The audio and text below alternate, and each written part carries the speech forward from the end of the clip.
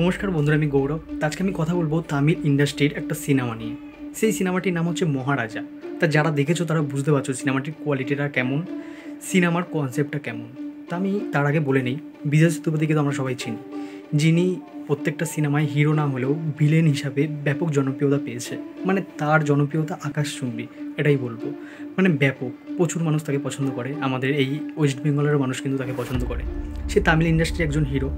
তো আমি বলবো তার আপকামিং সিনেমা কিছুদিন আগে, মানে এখনও হয়তো এখনও চলছে হলে। তা আমি এটা বেশ কিছুদিন আগে দেখেছি, আমার রিভিউ করা হয়নি। তো আমি বলবো এই সিনেমাটি দেখো, তোমরা যারা দেখোনি মহারাজা, তোমরা না দেখো, আমি বলবো। তা এই সিনেমাটি তামিল ইন্ডাস্ট্রিতে কিন্তু মানে ব্লকবাস্টার হয়ে গিয়েছে। তা মহারাজা, এখানে বিজয় সেতুপতি তিনি হিরো, ঠিক আছে। এখানে অনুরাগ কাশ্যপ আছে, মানে সে কোন চরিত্রে রয়েছে, সে ভিলেন, আমি বলে দিচ্ছি। তো তোমরা দেখো সিনেমাটি। আমি বলবো এদের দুজনের অভিনয়, মানে আমি বলবো মানে প্রত্যেকটা সিনেমায় আমরা অভিনয় ভালো এইগুলো বলি, তো মানে এটা না একটা আলাদা টাইপের। আমি বললাম না যে 5 রেটিংয়ে 5 দেবো।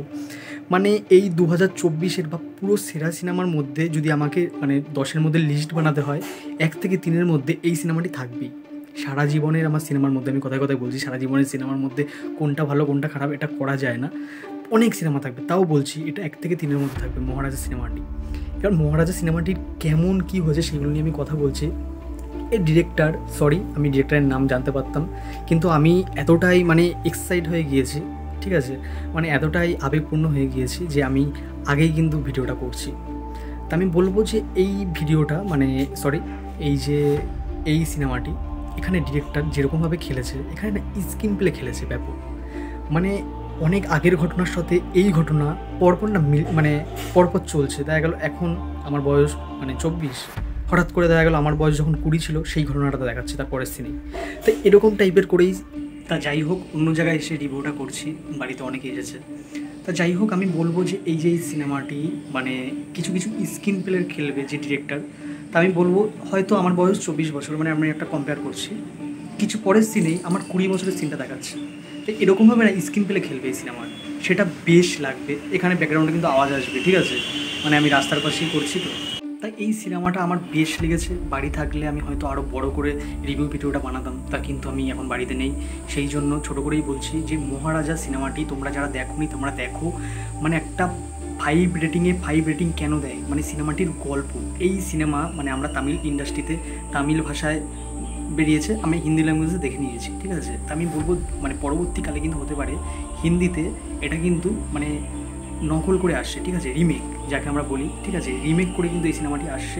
হয়তো দৃশ্যম 2-এর মতন এই সিনেমাটি হিটও হলো। আমি বলবো এই গল্পটা যদি হিন্দি সিনেমার মানে হিন্দিতে যদি বানানো হতো, ব্যাপক টাকা খরচ করতো, ঠিক আছে, 100-200 কোটি টাকা খরচ করতো, সেরকম বড় আরও লার্জানদারভাবে বের করতো, ঠিক আছে, বড় স্কেলে বের করতো, ভালো ভালো সুপারস্টারকে নিত, ভালো ভিলেনকে নিত, সেরকমভাবে করতো না। বিজয় সেতুপতিও ভালো একজন মানে সে নাম করেছে, সে ভালো একজন হিরো, আমি বলবো সে অভিনেতা ভালো একজন।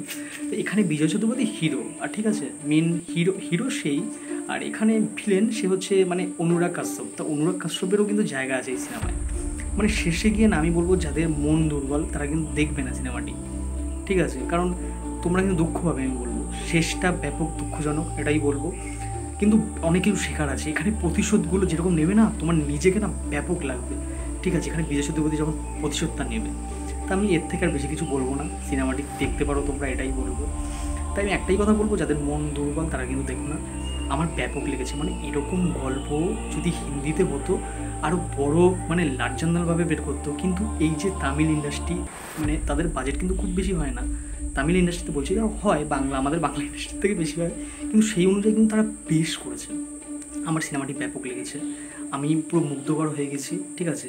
সিনেমার মানে দেখো ক্যামেরার কাজ, তারপর এখানে যারা যারা অভিনয় করেছে, মানে এখানে কিন্তু যে ক্যারেক্টারগুলোকে মনে থাকবে, যারা যারা ক্যারেক্টার করেছে সেরকম না। কিন্তু আমি বললাম না, এখানে স্ক্রিন প্লে খেলেছে যে ডিরেক্টর, তা আমার বেশ লেগেছে। এখানে বিজয় সেতুপতি